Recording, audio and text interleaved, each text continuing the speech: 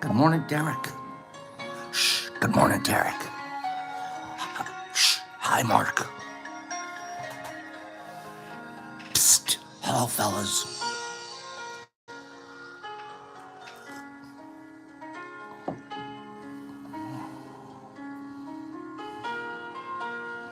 Derek Anderson, thank you for being such a kind and generous man. Derek Anderson, a birdie flew by and told me Ava in New York, our little 6-year-old girlfriend, got a birthday present from you. Way to go, dude. Way to go. High five. Good morning, Divine One. There's my buddy Matt. Justin's my pal, too. Satter.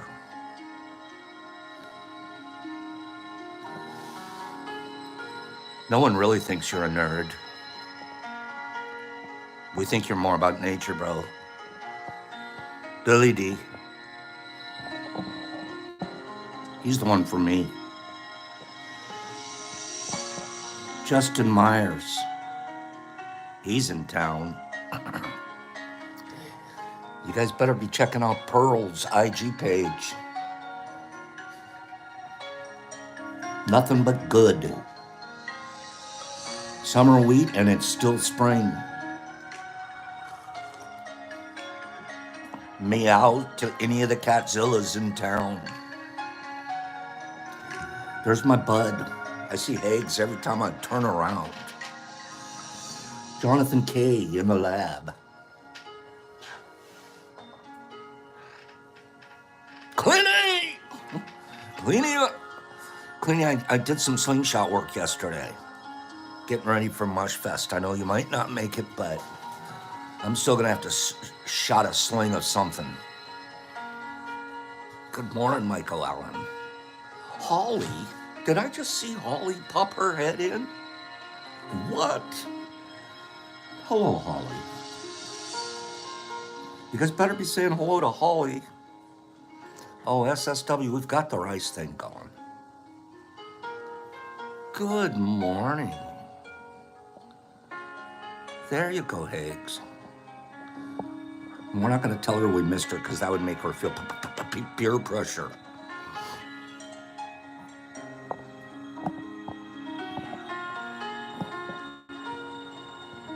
You guys got about 1 more minute to hug each other. I can't spend a lot of hug time this morning. We have so much to do. We really do. We got a lot to cover. You guys got about 1 more minute to hug and push the like button, please. Time. Pushing the like button is like giving Pops a hug. How's that? On my screen, I've gotten 14 hugs so far. Huh. You know what I mean, B? You know what I'm talking about. Especially when they're not hugging back.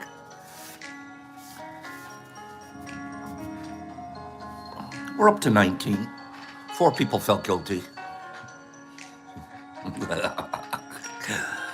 Thank you, guys. The only reason we want likes, you know the reason. If you've been around long enough, you know it's to feed Pop's ego. Period, end of story.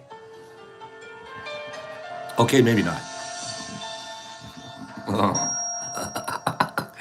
All right. Maybe it's something else. Maybe I'm trying to get more people to see our stream. Maybe. You decide. Everyone loves whiskey, especially if it's free.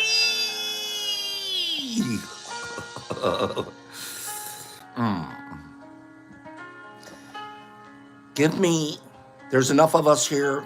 10 people give me a thumbs up that we're going to raffle this.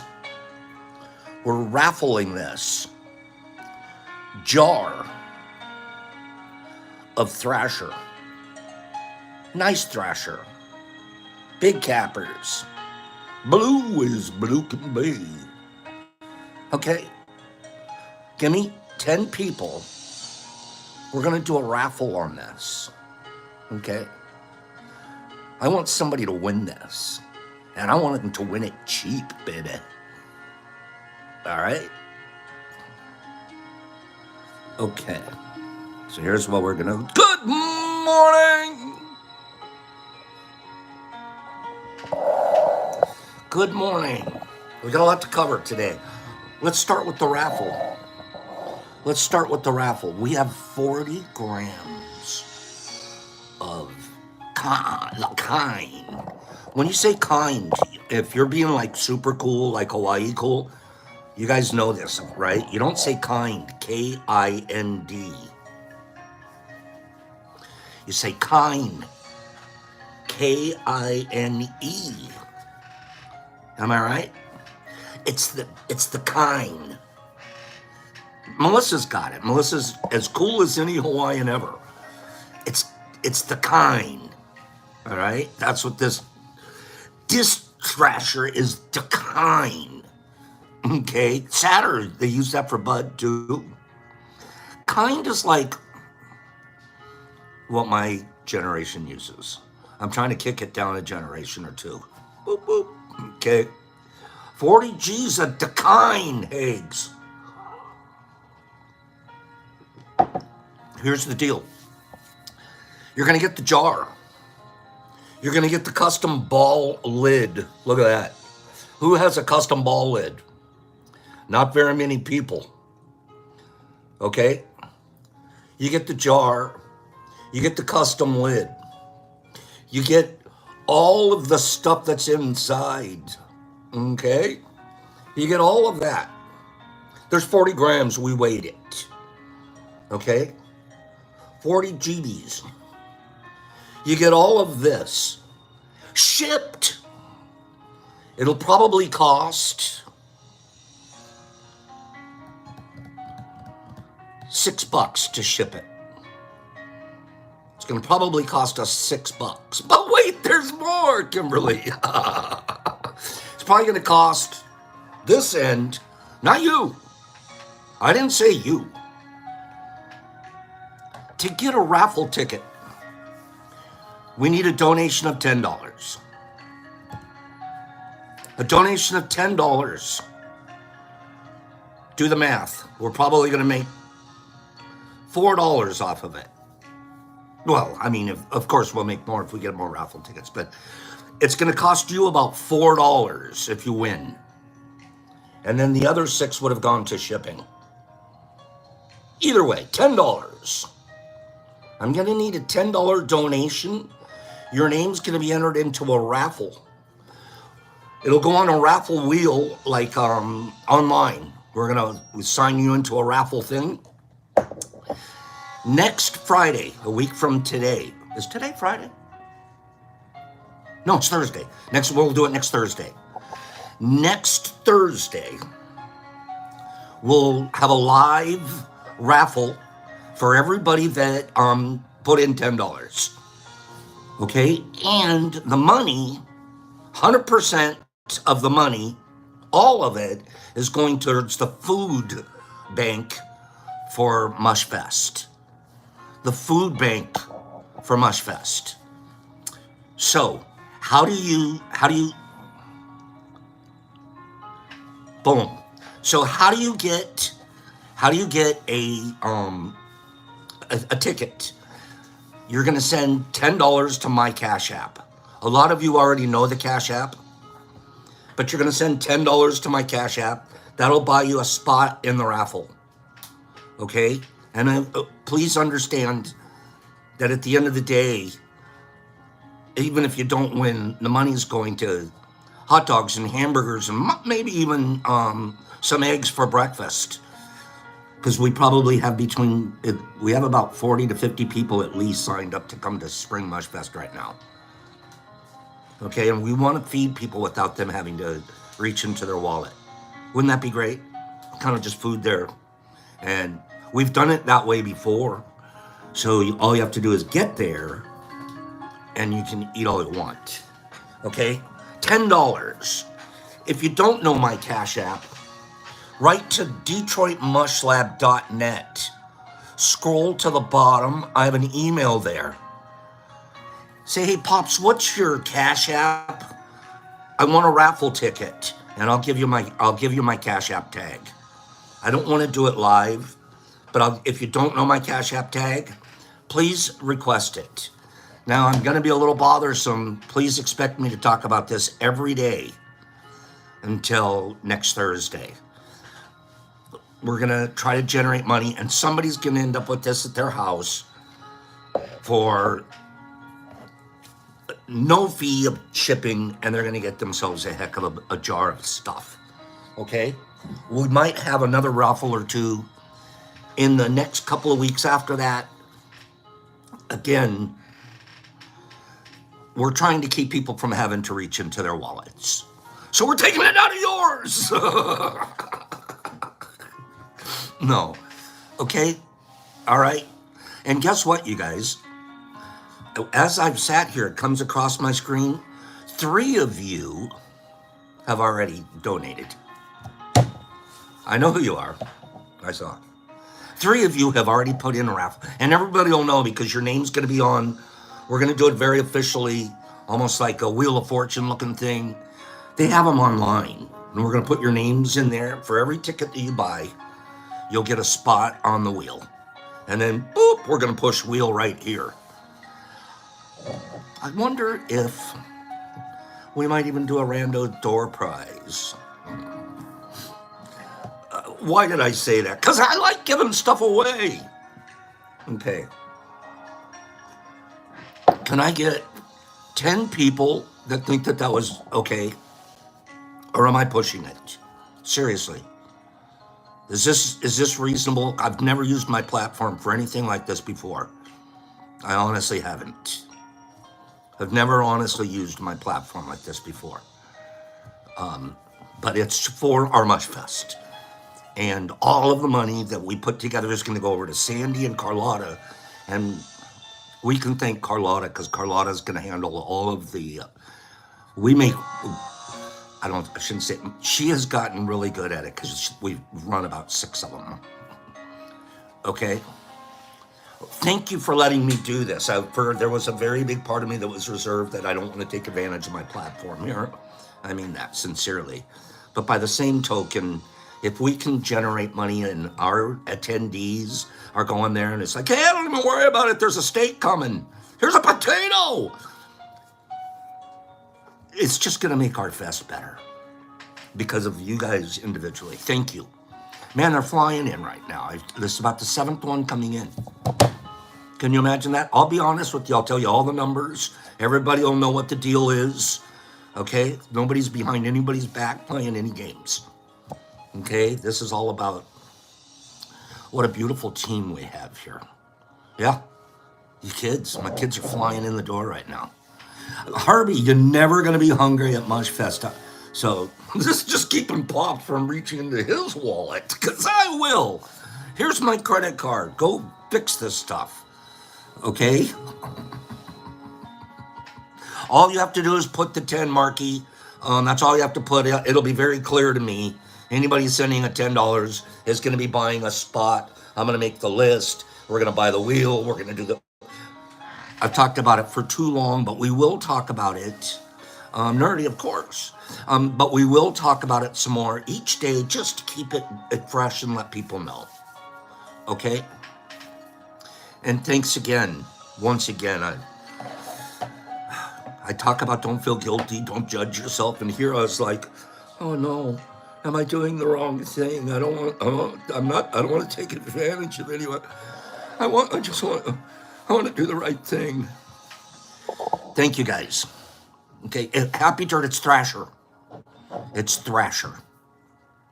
Okay? So thank you again. Let's do a giveaway. Let's do our first giveaway of the day. Give me a number between 1 and 50. Everybody plays. Everybody plays. If you've won recently and you win this one, think about giving it to somebody else. That's all I have to say. You'll know. You'll know. Okay, give me a number. And if you've won recently, do the right thing. But let's give it to the person whose number, I have it in the chute. This is the first giveaway. I hope somebody that's been donating up there it gets to win. That's what I really hope. I super hope that. I can't believe how much money's flowing in. You guys are killing it. Because I see it come across the top of the screen here. It's weird. I haven't seen the number on my screen yet, Raymond Cisneros, but I do see it now. Crystal Watson. Crystal Watson. Crystal. Crystal said 49. Crystal Watson. Guess what number's in the chute? 49. Crystal Watson. What I planned on giving for the first giveaway today.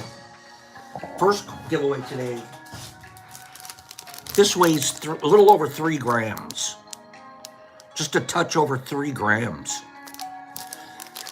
You can, if you want to, and it won't scare you, say boo. Boo. And you'll know what kind of strain this is. How pretty do those look? Crystal Watson. So I think you have my email address already, or my site. Crystal, boo me your address and we'll get that booed out to you. Kim, that's what they look like, right? Little boo bombs. What are they? Mark, I'm sorry, I gave it to Crystal. I saw Crystal's number first. I'm sorry. So there really wasn't anything there. I apologize. I gave it to Crystal. But you're exceedingly generous as usual. Thank you.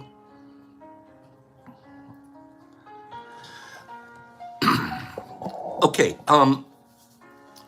let's remember just when we do these giveaways once in a while, this is for new people to understand too.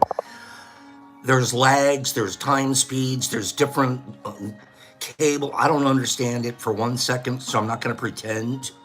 Okay, I won't. But what I do know is you'll be putting in something and you'll see it on your screen, but it's not on mine yet. That happens. Our screens aren't exactly aligned all the time. I've actually had guests in my house, both on Tea with Pops at the same time, sitting on the couch, and I'm over here. They put in a message right at the same exact time, and one person's message would scroll up 5 or 6 messages later. That kind of stuff.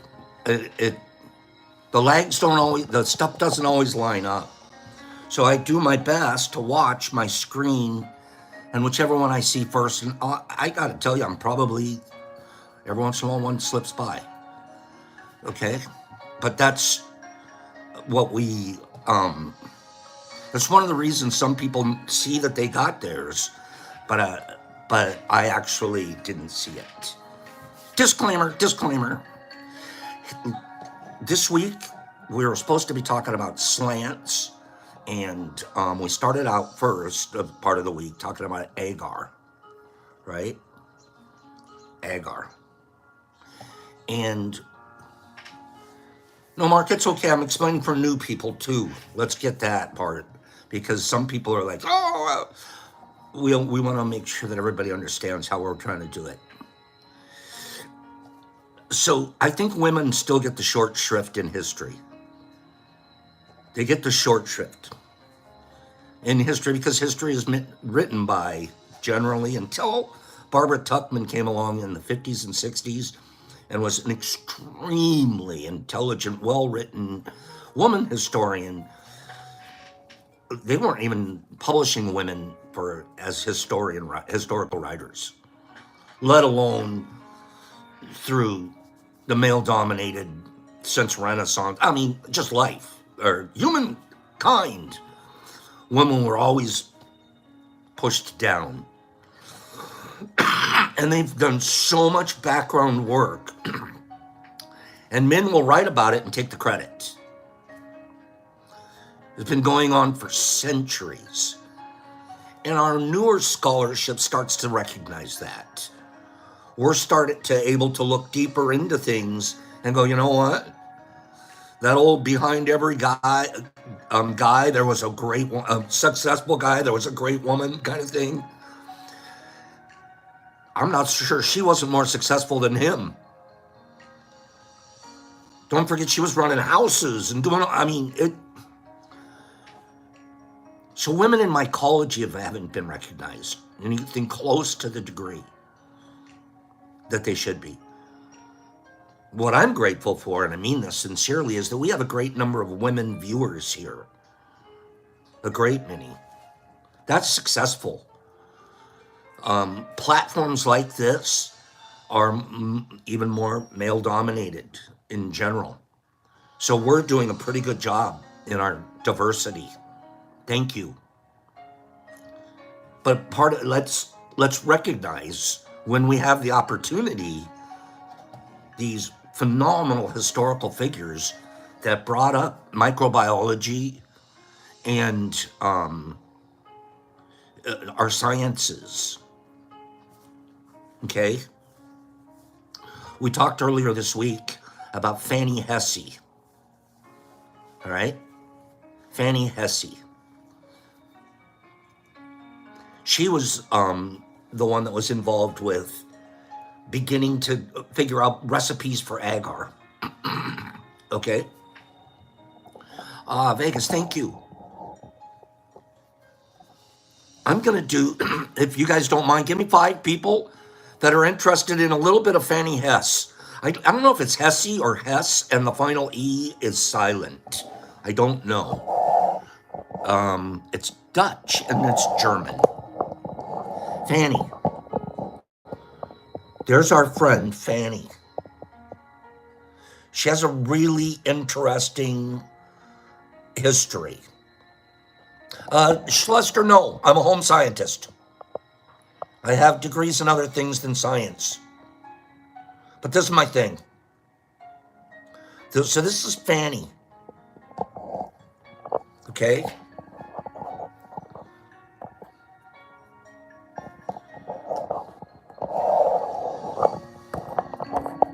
Let me make sure this is...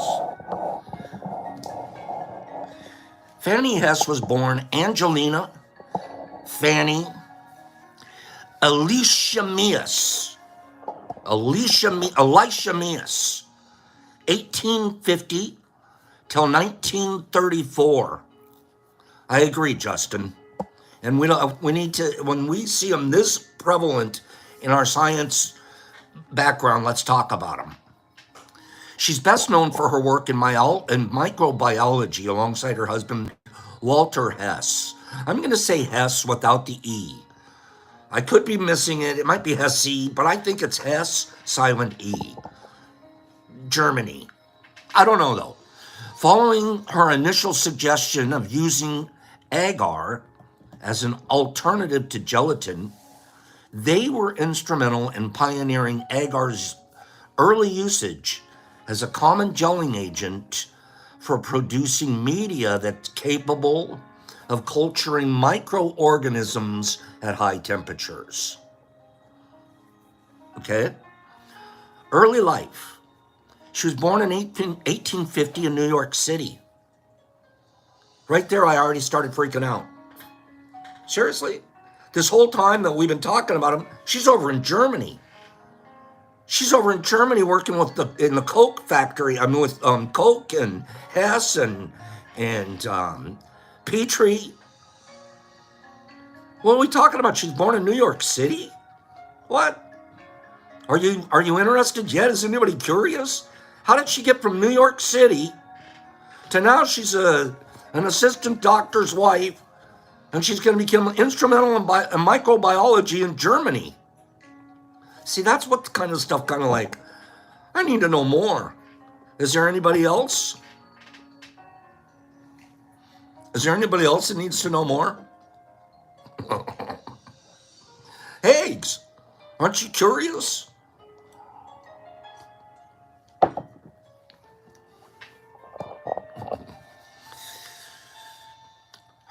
She was born to a wealthy import merchant. One of these New York import merchants and his wife Cecilia Elise. Her family is of Dutch descent. So he's a Dutch import merchant in New York, Pops. Wealthy. Hesse, Fanny, was the oldest of 10 children, 5 of whom died early on in their lives. She was raised in Laurel Hill Manor in North Arlington, New Jersey. Sounds a little silver spoony. She and her sisters learned about cooking and housekeeping from their mother at an early age. Here's what happens. At the age of 15, back there in those days, do you remember what they did? Wealthy girls, they'd send them off to finishing school. The finishing school, the one where they put how to walk with a book on your head, where to put the fork, how to dance correctly. They sent these little rich girls off at 15 years old, 16 years old, to finishing schools. The richer you were, the better the school they sent you to. Is this weird culture back then?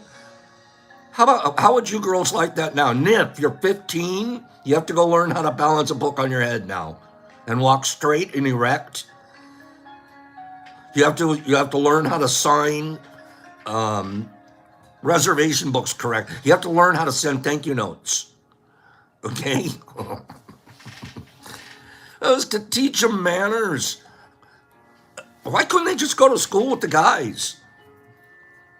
So, she's 15. They send her to a finishing school in Switzerland. The more you look into this, the richer Pop sounds. Pops is like, New York is no finishing New York. You're going Switzerland, I'm telling. Switzerland. That isn't a Dutch accent, so we can work on it. So he's Dutch, and he sends her to Switzerland to study French and home economics. Home economics. You know what home economics was in 1965? Sewing. Home economics was how to balance the kitchen checkbook. Okay? Mark, that was a Mexican Dutch accent. You're crazy. Home economics. All that is, that's sewing and cooking, Woody. I took a home economics class when I was in high school. They made you.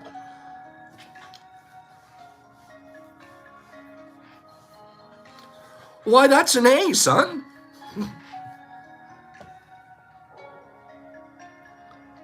Okay, are you guys interested? I kind of liked the class too, Holly. Woody, we took home economics. They don't do that anymore. Right? Penny remembers those days. Oh, no, whiskey. I took wood shop too. I took metal shop.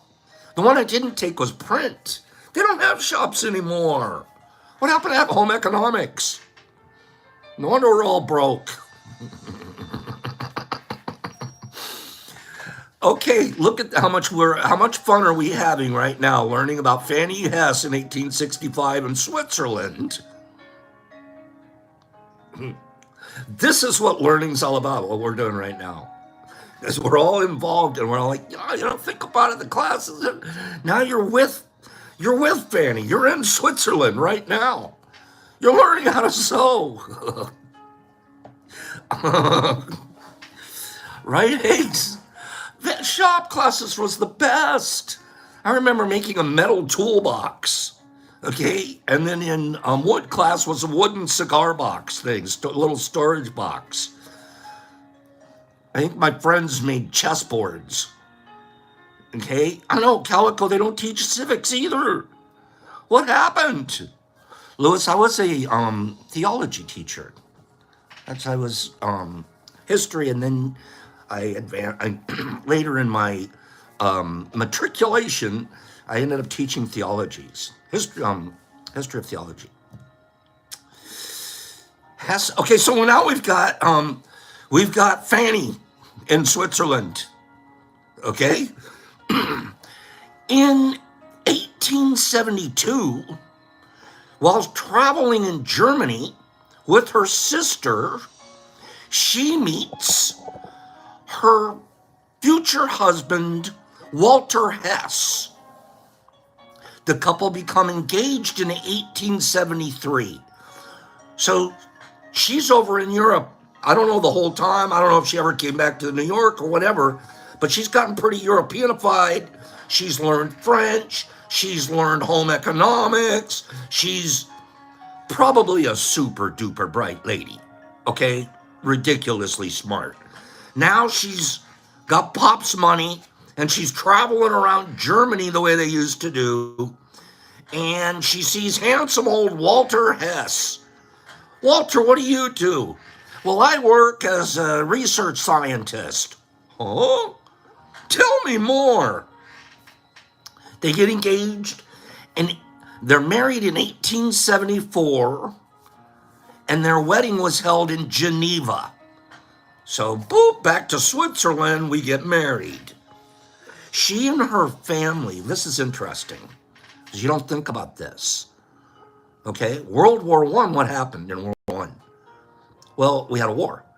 And what happened was all the German cities and all of the properties in Germany were eventually taken away from the German people and as part of the war reparations and considered enemy property. And we can take it from you. So these are innocent German civilians that own property. Boop. Sorry, your country was at war with everybody. You lose your property. That's what would happen. It was one of the reasons there was an opportunity for a guy like Hitler to come along and say, they're doing us wrong. The war reparations were pretty rough on Germany. Why does that matter? Because her family actually experiences it. Let's jump forward in her life, okay? Let's jump forward in her life. Her family would later live in a suburb of Dresden as a result of Walter purchasing a house to work there. She and her family and her husband had 3 sons, okay? Hesse, this is interesting. Following Walter's death, she moved into town to be closer to her family and children for the remainder of her life. Wouldn't it, MVP? That would really cause a lot of resentments, right? During World War I, the Hesse family in New Jersey, was sold. And the money for that property in New Jersey, this is because you're a German citizen and you own property in New Jersey, they confiscated the family property in New Jersey and sold it. So they're not just taking reparations from property in Germany proper. If you're a German citizen, you own property somewhere else, boop, that's ours too. So her family, that whole family property situation, gone. That Arlington Manor.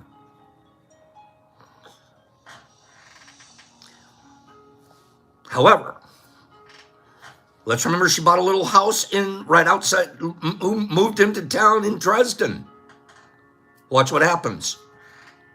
However, as her home in Dresden was destroyed during the Allied air raids, many of the family members lost all of the mementos that were managed to be saved from her microbiology background.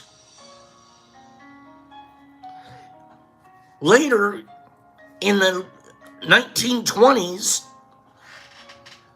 the United States started, if we ruined your property in Germany and you were innocent, and we figured that out, we started giving them a little monthly tax, a stipend Here's your welfare. We're sorry we ruined your property.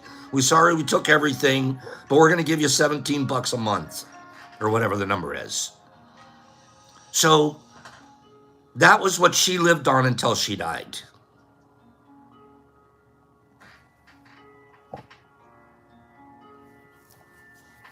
Pretty interesting. She lived on that little stipend left from the destroyed property. She gets none of her records. By the way, her illustrations and Walter's papers were all destroyed. She's known, we're going to find out, as an incredible illustrator because they couldn't take pictures like we do now. And the women were particularly good with this in watercolors. Her job would be, one of her jobs, illustrate the day-to-day, like we're taking pictures to day 1, day 2, day 3. She's doing illustrations. Day 1, day 2, keeping records and all that. And she was known in the microbiology community, along with Beatrix Potter, as the 2 greatest illustrators of microbiology stuff. Okay? Oh, I'll tell you that right now. In addition to her housekeeping duties, this is just a small addition. This is what we do to mothers that have to work 2 jobs now. Right? Kimberly, this is a badass lady. Okay? In addition to her housekeeping duties, like that's nothing, Hesse worked in an unpaid capacity, to assist her husband through preparing bacterial growth media, cleaning equipment. Why couldn't he clean his own? And producing illustrations for other scientific publications. She's so good at it, the scientific publications in Germany are saying, hey man, can we get some illustrations from that lady? Hesse became familiar with her husband's work over time, performing the same role that modern medical technologists serve. She also performed a role as a scientific illustrator, drawing highly accurate watercolor images depicting each growth phase of intestinal bacterial culture when viewed under magnification. Okay, hold on a minute. Let me see. All right, I'll draw it. Wait, whoop. Let's keep. Okay, that's what we're seeing under there. We don't do that anymore, do we? We just click the button of whatever the magnifier's on.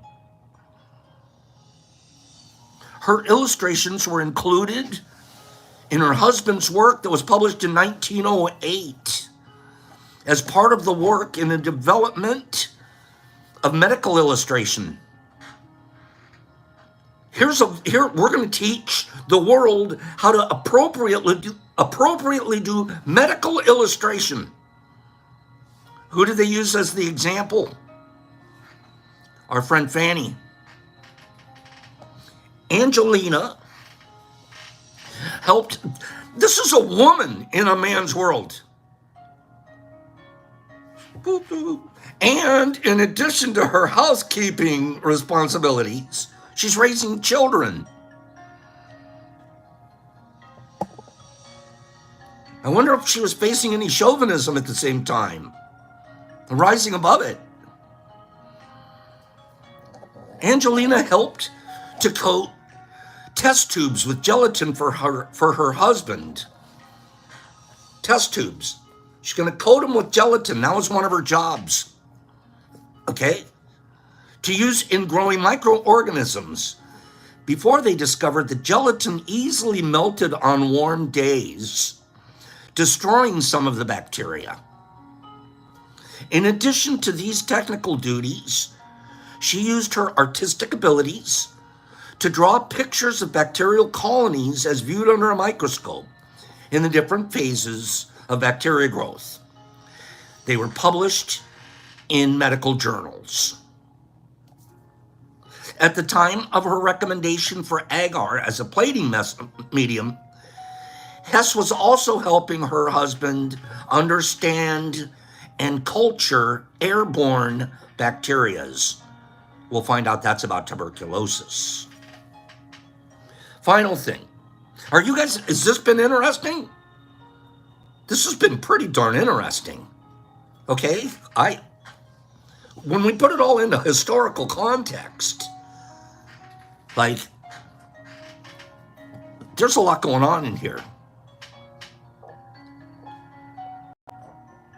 Okay, I'm gonna let that Jacob McFarland go.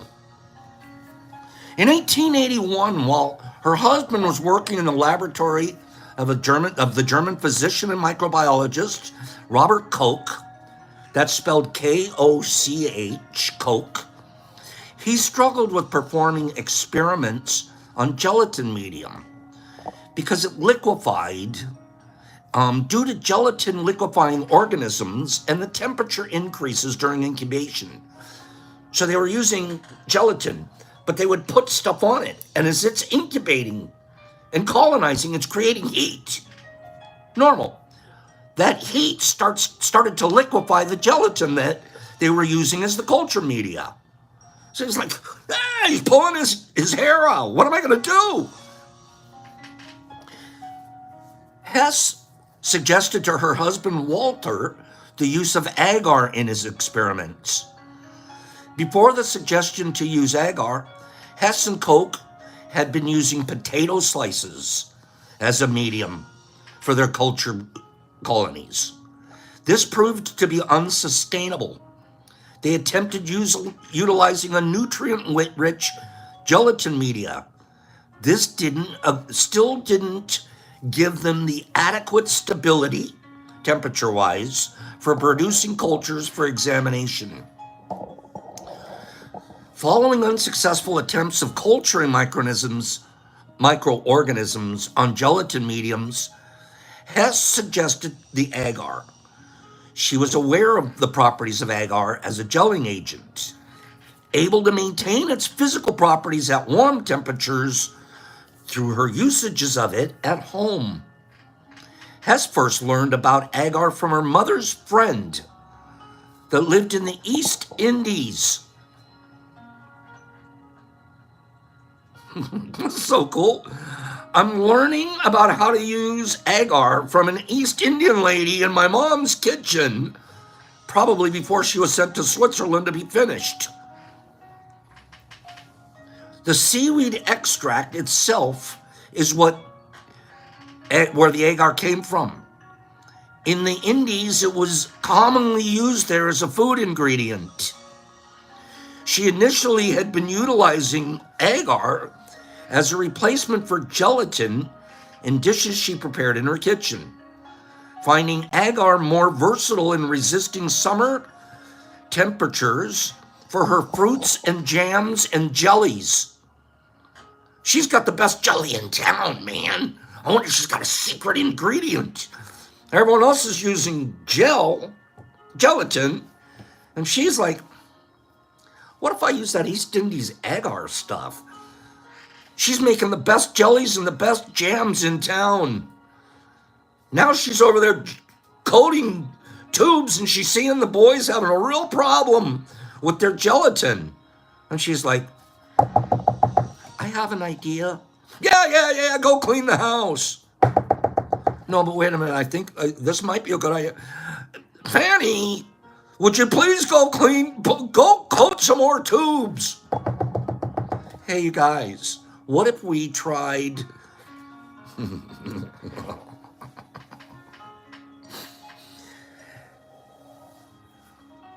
Hess' suggestion led to Walter and Koch successfully using agar as a plating medium for cultivating their bacteria that caused tuberculosis. Let's take that a step back. Fanny's helping find the cure for tuberculosis.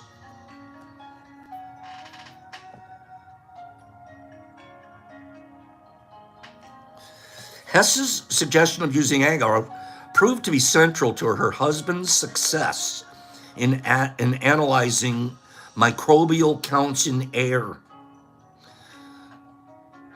since the gelatin was too sensitive and the liquefacions.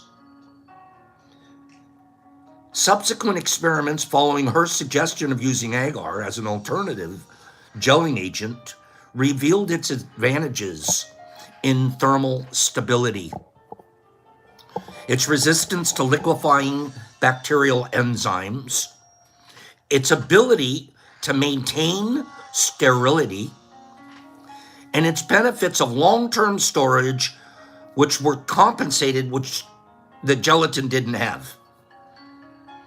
In comparison, well, there's a couple of facts. We don't need that. Watch this. We're going to end here. Although Koch mentioned in an 1882 paper on tuberculosis bacilli that he used agar instead of gelatin, this is the first known time in a medical paper that he's going, you know what? We used a different medium this time. We didn't use that gelatin we've all been using. We used this agar. I don't think he made a big deal out of it. Well, this is what we used. He was making a big deal out of the fact that they were able to now identify tuberculosis bacilli. Although he mentioned the use of agar instead of gelatin, he did not credit either Hesse, Fanny, or mention the reason behind the switch. Later in her life, she chose to keep and take care of all of her illustrations and Walter's papers and documents out of respect for Walter's work and his own contributions to the discoveries. These are the papers and the works and everything that were lost in the bombing in World War I. Hesse's contribution never resulted in financial benefit for the Hesse family, but the use of agar remains central to the fields of microbiology and bacteriology in regards to laboratory techniques for producing plating media. I, for one, good job, Fanny.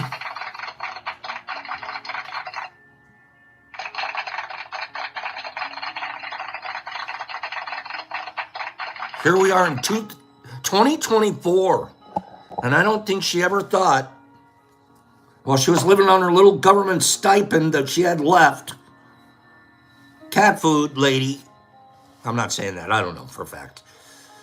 I don't think that for 1 minute she thought in 2024 she'd get some love. Let's give, did I see you guys clap? Amazing Women in History Day, right, Billy D?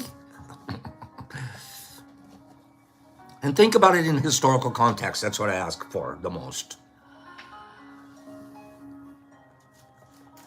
Thank you guys for listening to that. That's a really neat lesson for us. Okay? In many ways. We just got good history, but we also got chauvinism history in there too. And to understand how, well, we've come far, but we still have a ways to go. Okay, we still have a ways to go. Let's continue to recognize the women and their amazing contributions in every way. My experience in the last 4 or 5 years in mycology, some of the very finest mycologists I've run into here have been women. There's a vibe. It starts out women are, this is just a generalization of my own. I think women start out a little more patient. Men, we have to learn our patience, and that's what women already have a head start. But that's just a random generalization. Rice class. Rice. White rice. We're going to do the rice experiment. We're going to start it tomorrow. Okay? I don't know if any of you guys did any research on this overnight, but I did. I did some research on it overnight. And I'm not going to tell you what I found out. Either way. There's a lot of actually online information about the Dr. Emodo, E-M-O-D-O, okay? Right, Nerdy, thank you. Thank you. E-M-O-D-O, Dr. Emodo. And so he's got this experiment where he puts three jars, and he has the rice, and he talks. There's an experiment. We are going to do that as a group experiment and come up with all of our own individual results, and then we'll collate those results. Okay? There's a couple of very easy articles, but my biggest question was, how do we get started? And am I allowed from one jar to hear the other jar? You know what I mean? I don't want to have to put jars in separate rooms so they don't hear each other, but that would also change the environment. They wouldn't all be equal. So those were the how to get the experiment started, and on my where location-wise, how am I supposed to locate my jars? Those were my two big questions that I was looking for. The results of the experiment, there's a lot of people that have come up with results, and it runs the gamut. I don't want to be prejudiced by the results, so we're not going to really talk about other people's experimental results, okay? Let's just try to get those for ourselves. But let's see if we can set up the experiment. We're not going to expose that, Bill, because what did I figure? Okay, here's what I figured out. Here's the start, okay? So I went to this little article, and it's a great and easy article to find if you want to take a screenshot, and I'll tell you why. Actually, I'll send a shot to my IG too. So it's at this Echo Parenting, and this fun experiment will teach kids about kindness. And it's the rice experiment. Now, this is why it's good. This tells us the equipment and the instructions. The equipment that we're going to need and the instructions. Okay? So I have literally went out and got this yesterday, just so I would have the rice. I already have the jars and everybody has water. I personally am going to use distilled water. Where it says water, everybody's tap water is different degrees, have chlorines, this, that's, and the others. I'm going to try to use distilled water. Okay. So having said that, tomorrow, I'll set up the experiment right here in front of you. It'll take about 5 minutes. Okay? Today, I'm going to read to you the materials that you need. I'll read to you the materials that you need, and I'm also going to take a picture of this, a screenshot, and I'll post it on my IG. So later today, if you feel like it, go, oh, what were those materials? You go to my IG, it'll be on there. And I'm also going to impose these instructions. I propose that we all follow these instructions so we're all doing pretty much the same thing. Give me 5 people that are in. Give me 5 people that get what I'm doing. Okay? Nerdy, I think it is. It's just called Echo Parent. All right? And then tomorrow, if you're in on the experiment, I want to get a list of a whole bunch of you, and I want to recognize everybody that's in. Here's the materials you're going to need. And again, look for it later on my IG. The rice experiment. Materials, 3 mason jars. Now this kind of freaked me out because if I remember on the video, they were like almost like a tumbler or a shot glass that Dr. Emoto was talking to. It was like a shot glass looking thing. So that's what I thought I was going to use originally. Wait for it. On our instructions, it doesn't ask for that. Okay? Good, Bill. 3 mason jars. It says large mason jar. I'm going to go with an 8 ounce. That's not large, but it's not the small 4 ounce or a. I'm going to go with an 8 ounce ball jar. 3 large mason jars. You're going to want lids. This was a question I asked myself. Well, I didn't ask, but I saw the jar. Dr. Emoto didn't have lids on his glasses. Do you remember? There were no lids. According to our experiment setup, we want lids. Okay? So rice experiment. The materials we need. Right, nerdy? 3 mason jars. Cooked white rice. That's another clear difference. I didn't know if the rice was cooked or not. So we're going to want to cook our rice. We're not putting our rice in there raw. Okay? Cooked white rice. It says enough to fill each jar halfway. That sounds like a lot. I'm going to fill mine a third of the way. But I'll show you tomorrow. Okay? I'm going to do a setup right here in front of you. But it wants cooked rice. 3 mason jars. Water, which I'm going to use distilled water. And tape or labels. So we can label the jars. That's it. 4 ingredients, 4 materials. 3 jars, cooked white rice, clean good water, and tape or labels. Okay. And then I'm going to give you the quick setup for it. And again, I'm going to post this later. Fill each jar halfway with rice. I'm going to do a third. Add enough water so the water just covers the rice. Screw on the lid. Affix the label.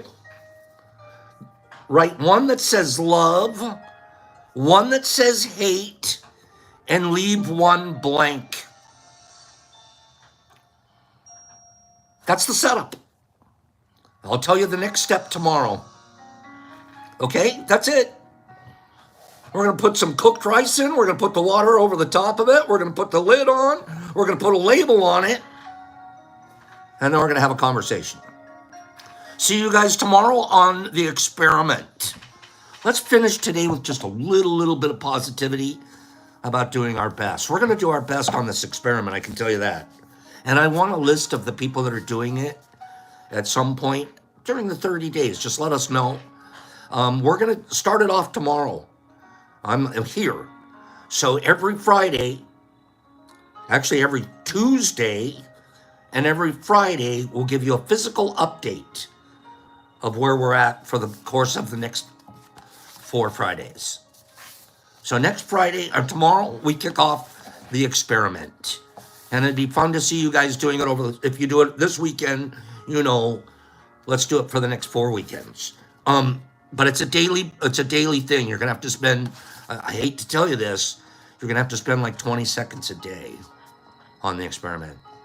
There's a huge commitment in your life. Okay? Warriors.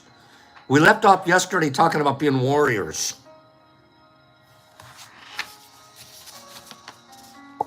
What's a warrior? If I'm in a battle, let me ask a quick question. Whiskey, what would Fanny do? She would do the experiment and she would do illustrations of it. She would do illustrations. She would be taking, Fanny, what's it look like today? What's a warrior? Let me ask this question. Say you're in a battle. A battle is what? For me, a battle would be changing an old program. Getting rid of one of my old programs. Some are easy battles. Some are, that was an easy win. Some are a struggle. Some I got to get a trumpet and blow down the walls of Jericho to make that move. But when I'm in a battle, for me, the battle is changing a program. Refusing that program and dialing in one of my new agreements. Replacing it. Which agreement do I replace that battle? Deport, yep. Does that connect with anybody? Not every battle's as hard as the last. And here's what happens. Guess what happens with winning armies? They start to roll. They start to become empires. It starts to be. Some of my programs see my army coming and they're going, oh, yeah, I'm going to quit before you even get here. Some of your programs will surrender before you even have to get into a battle with them. Warrior.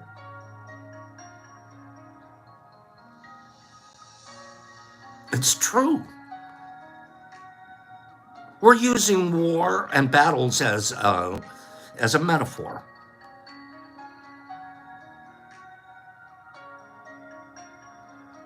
Warriors, I love the concept of a warrior. Mr. Marine background, complete wrong concept that I had, not the Marines themselves today, just where I was at. That was all about ego and weirdness.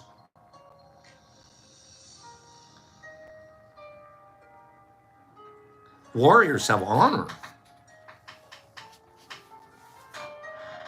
Warriors are brave. If I'm in a battle and I'm charging, let's say, uphill at an enemy, bink, I catch one. What am I going to do? Lay there? Let him keep taking shots at me? Turn around and run for the nearest tree. I got wounded. I have a right. I'm not even a coward. I'm just going to try to save myself.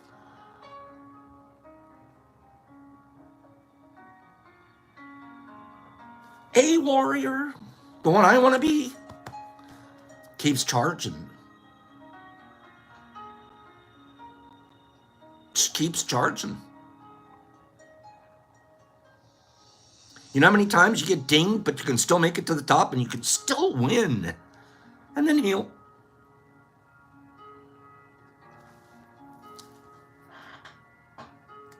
In our simile here, our metaphor here, battle is sometimes judging ourselves. We have this battle of judging. I did it this morning. I had a battle with myself. I judged myself before I could make a move. I'm like, oh, and I spent some minutes in it.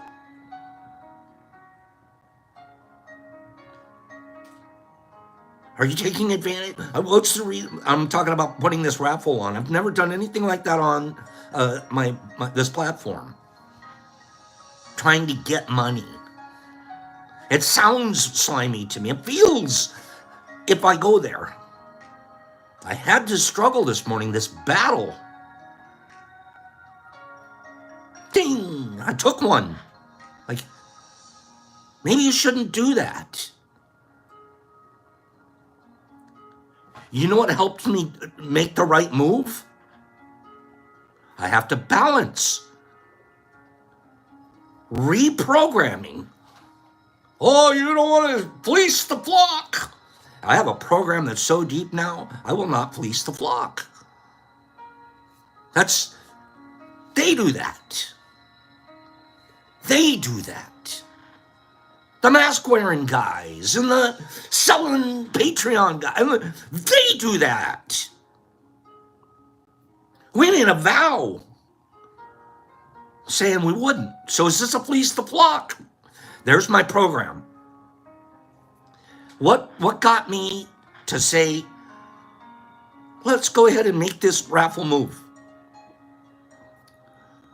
I looked at that program that I have. And I balanced it against the 4 agreements that I'm trying to practice. And I said, does that program even line up with your 4 agreements? Oh, at first you might think so. Oh, righteous self-right. Wait a minute. Are you being impeccable? Is this an impeccable thing you're doing? Yeah. Are you making assumptions that people will think it's for a different reason? Yeah. Then you'd take it personally, wouldn't you? Heck yeah. If you don't do it, will you be doing your best?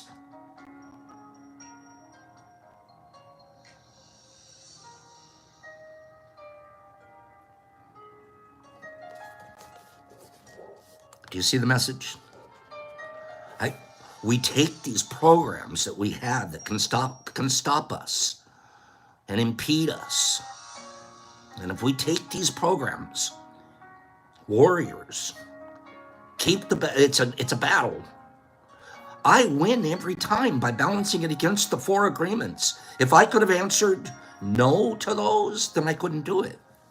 Is this something you're doing that's impeccable? No. Then don't do it.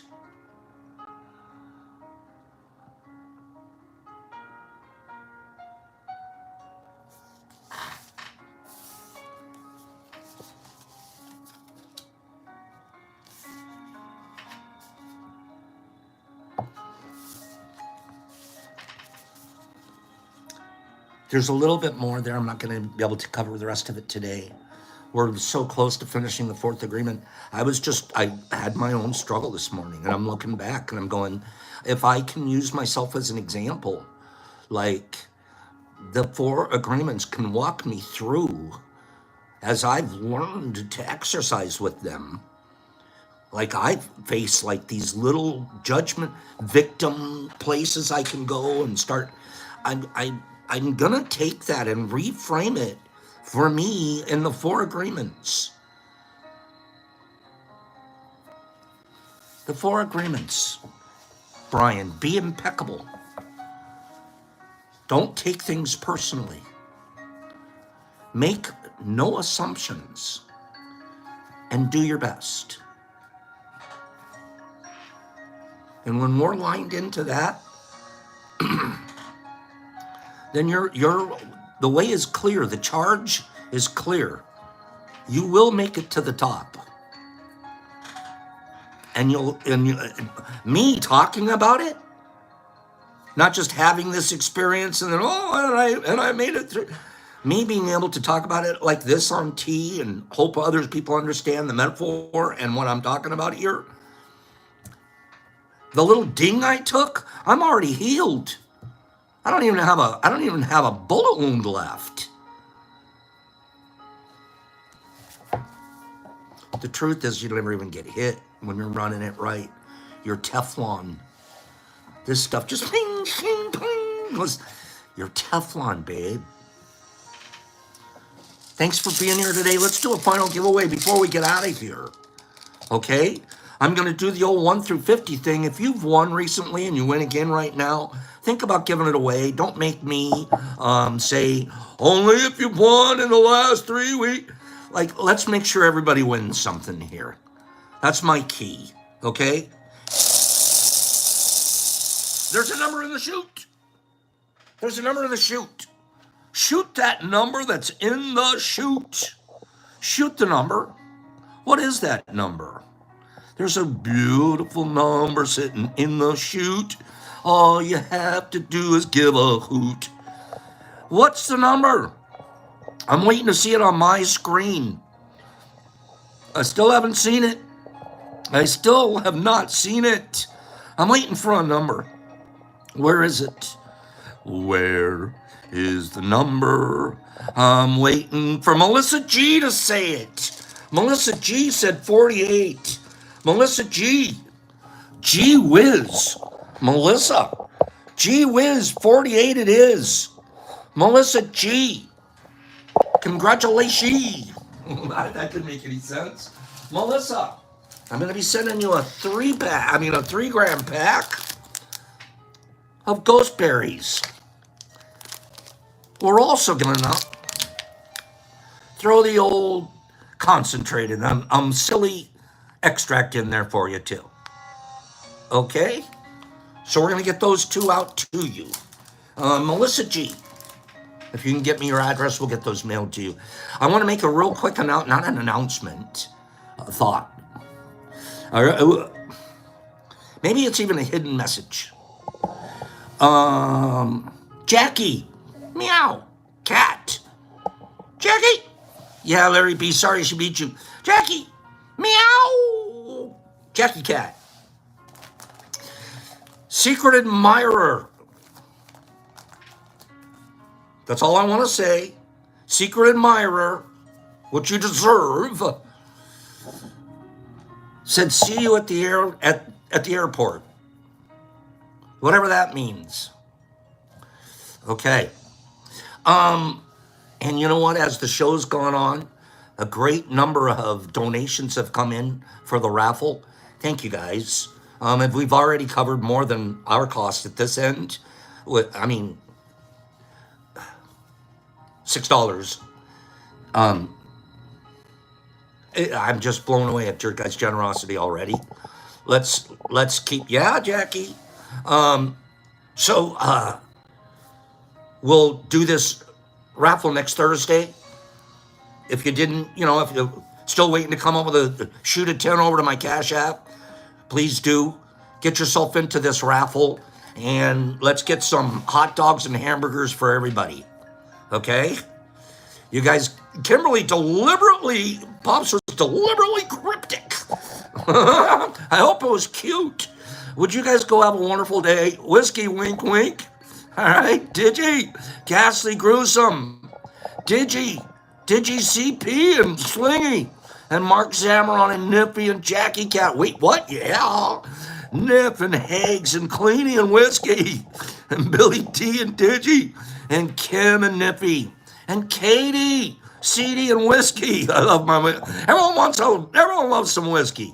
Charlie Ray, Lexington, Felix, Pilar, hi Pilar, Saturn, Herbie Von Werby, come up, Cleany and Marcus, Doc Aurelius, Mushy, did that work? Carrie, how are you? Anthony, Crystal Watson, Tree Stomp, Jolie, there's my girl, Saturday Anderson, Billy D, Michael Allen, Matt, Jesus Christ, and I'll start a rival, Nipper, our Shrooms, Mellow, Digi, Woody K, you smashed the day, Shy, how are you? Deborah, what a pearl, Jay Hurst, Anthony is, Mike, and Laura, have a divine day, Kim, gonna be seeing you soon. Justin, Brian Clancy, JC the Waz, Free, love me some Free. Vague, love me some Vague. Whiskey, Happy Dirt Dude, Jimmy all the way to the max. Wes, smoking if you got him. Mike Baraball, Anthony, Mushy. Godzilla, Yippee, Jonathan K, all day. Jimmy Max Nerdy, CCS, my guy. Justin Page, Page. Katie, Michael, Sean T, Marky, Z, 5280, all day for half a day, the rest of the day, put it all together. Saturn, Pilar, JC, Herbie Von Werby, come up, pop, peace, out, practice the 4 agreements.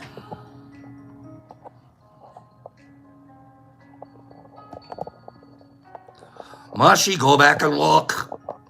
You need to go back. Last 2 minutes of the show. Love ya. Out.